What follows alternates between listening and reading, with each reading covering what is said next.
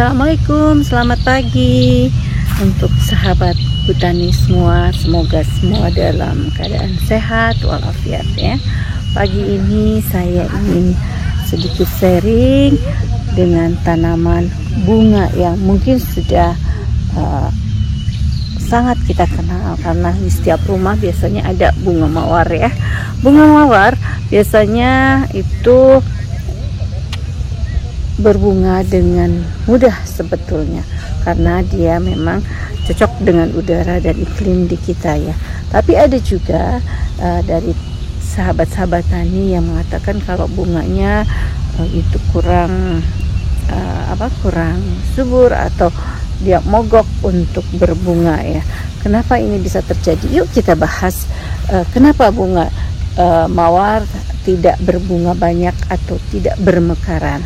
Oke, mungkin yang pertama itu adalah penyinaran matahari ya.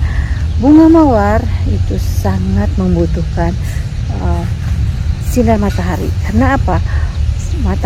Sinar matahari itu bagus untuk fotosintesis buat dia ya. Dengan adanya fotosintesis yang baik untuk tanaman bunga mawar, maka nanti bunga kuncupnya itu akan muncul ya. Jadi kita sebaiknya kalau ingin menanam bunga mawar, taruhlah bunga mawar di tempat yang terang ya, yang langsung kena sinar matahari full dari pagi sampai sore ya. Atau misalkan yang minimal itu dari jam 8 sampai jam 10 pagi dia mendapatkan sinar matahari. Jadi dia bisa melakukan fotosintesis. Jadi kalau misalkan teman-teman atau sahabat tani semua ada yang menanam dalam pot, itu bisa dilakukan, dikeluarkan dulu sebentar di pagi hari untuk tanamannya biar melakukan terjemur dan nantinya bisa melakukan fotosintesis ya. Itu yang pertama.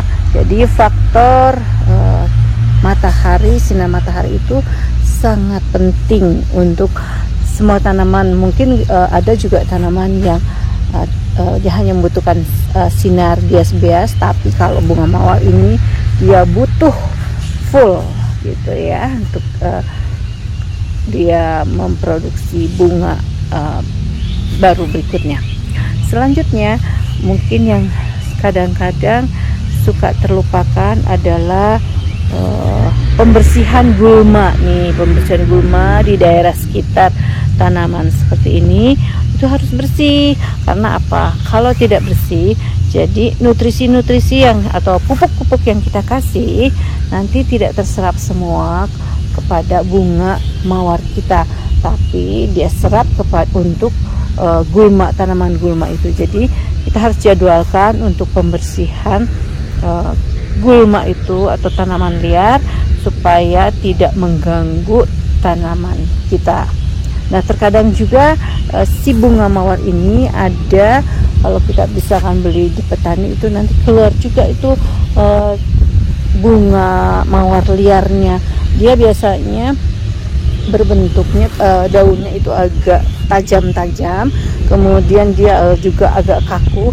Kita bisa bedakan antara bunga mawar yang akan berbunga dengan bunga liar itu sendiri. Nah, itu bunga itu pohon itu yang liar itu sebaiknya kita potong gitu ya. Nah, selanjutnya untuk gulma sudah kita bersihkan, apalagi nih yang suka dilupakan juga pemangkasan.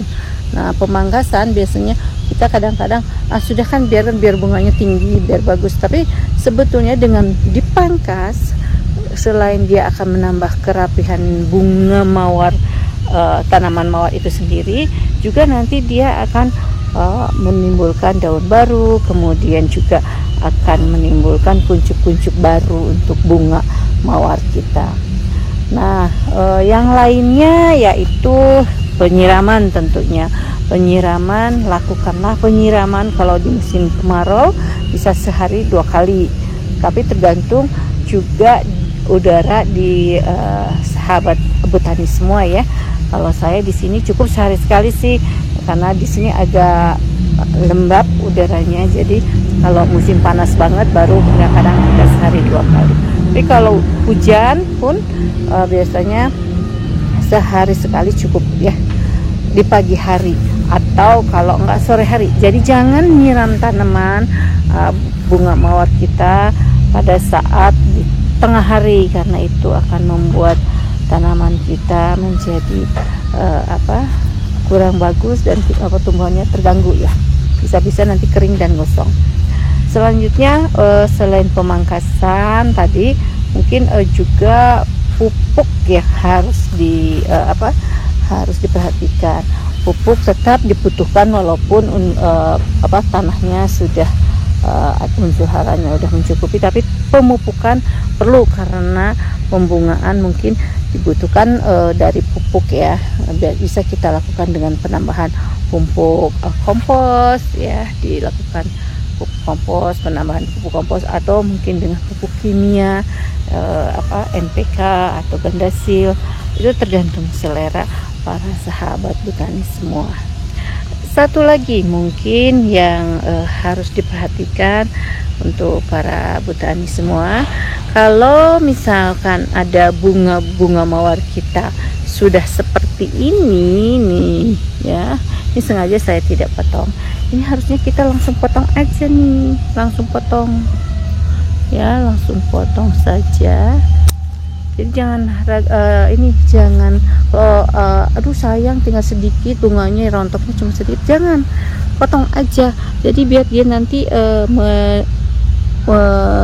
ganti dengan tangkai yang baru, karena kalau misalkan tidak kita pangkas, kita tidak buang, nutrisi-nutrisi yang ada itu akan terus-terusan kepada tangkai atau